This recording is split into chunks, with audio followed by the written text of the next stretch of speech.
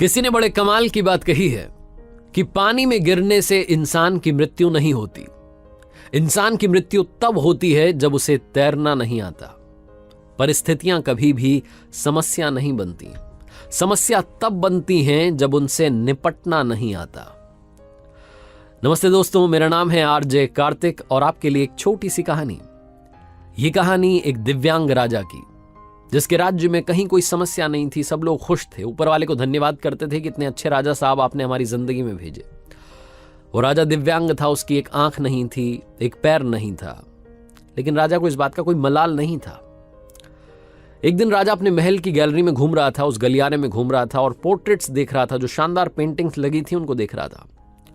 वो जो शानदार पेंटिंग्स थी वो उसके पूर्वजों की थी, उसके पिताजी की, उनके पिताजी की, उनके पिताजी की।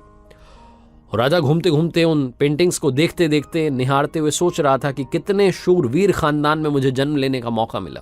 ऊपर वाले का धन्यवाद है, मेरे पिताजी इतने शूरवीर थे, उनके पिताजी इतने शूरवीर थे।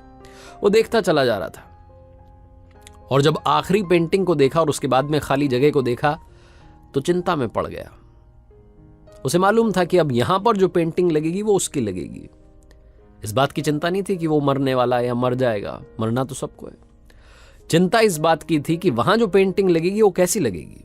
राजा सोचने लगा कि मेरी एक आंख नहीं है, एक पैर नहीं है, इस गलियारे में इतनी शानदार पेंटिंग्स लगी हैं, मेरी वाली सबसे खराब लगेगी, सबसे भद्दी लगेगी। उसके अंदर ही अंदर चिंता होने लगी। तो राजा ने सोचा कि मेरे मरने के बाद में ना जाने कैसी पेंटिंग बने। एक काम करता हूं, मैं जिंदा हूं, इसी बीच में एक शानदार सी पेंटिंग बनवाता हूं, ताकि कम से कम ये तो सुकून रहे कि मेरी अच्छी पेंटिंग यहां लगेगी। तो उस राज्य में ऐलान करवा दिया गया, पेंटर्स को न्योता दिया गया कि आप आइए और राजा साहब की तस्वीर बनाइए। शानदार तस्वीर बनाएंगे, शानदार इनाम मिलेगा। पेंटर्स आए, उन्हें मालूम था कि शानदार बनेगी तो शानदार इनाम मिलेगा, लेकिन शानदार बनेगी कैसे? राजा की एक आंख नहीं है, एक पैर नहीं है, ऐसे राजा की क्या तस्वीर बनेगी? और पेंटर सोच रहे थे कि इनाम की बात छोड़िए, अगर खराब बन गई, राजा गुस्सा हो गया तो सजा मिलेगी। इसलिए बड़े बड़े चित्रकार भी आगे नहीं आए, हानि भरी। तभी एक लड़का था, उसने बोला कि राजा साहब, मैं आपकी पेंटिंग बनाना चाहता हूं, मुझे 24 घंटे का वक्त दीजिए। बड़े बड़े पेंटर आश्चर्य में पड़ गए कि लड़का क्या चाहता है, मतलब फांसी पर लटकना चाहता है, राजा को गुस्सा दिलाना चाहता है, क्या पेंटिंग बनाएगा? राजा को भरोसा था, उसने बोला कि ठीक है, आप बना करके लाइए। अगले दिन वो लड़का पेंटिंग बना करके लाने वाला था। दरबार भर चुका था, दूर दूर से लोग आए हुए थे देखने के लिए कि लड़का क्या पेंटिंग बना करके लाएगा। और लड़का जब वो पेंटिंग बना करके लाया राजा की, तो हर कोई ताली बजाने लगा, सीटी बजाने लगा। राजा ने जब वो पेंटिंग देखी तो खुश हो गया। राजा ने सोचा कि वाह, मतलब इससे अच्छी पेंटिंग तो उस गलियारे में नहीं है, ये अब तक की सर्वश्रेष्ठ है। राजा ने उस लड़के को बड़ा इनाम दिया।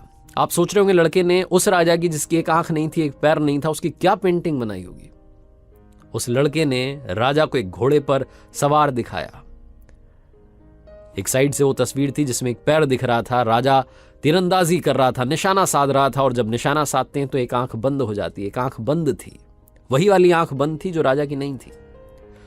तो इस तरीके से लड़के ने एक आंख बंद कर दी, एक ही पैर दिखाया, राजा को घुड़सवार दिखाया, निशानेबाज दिखाया, और इतनी कमाल की पेंटिंग बनी कि वो अब तक की सर्वश्रेष्ठ थी।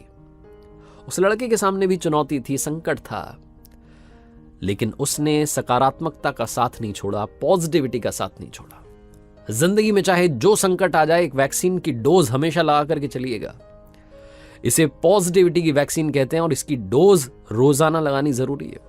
जिंदगी में चाहे जिस मुकाम पर आप हों, जिस संकट में आप फंस जाएं, जिस भी स्थिति में आप हों, अगर आपने पॉजिटिविटी की वैक्सीन लगा रखी है तो यकीन मानिए आप उस संकट से बाहर निकल आएंगे। बस आपसे इतना सा कहना चाहता हूं कि जिंदगी में उम्मीद का साथ मत छोड़िएगा, क्योंकि जिसने उम्मीद का साथ छोड़ दिया, जिंदगी उसका साथ छोड़ देती है।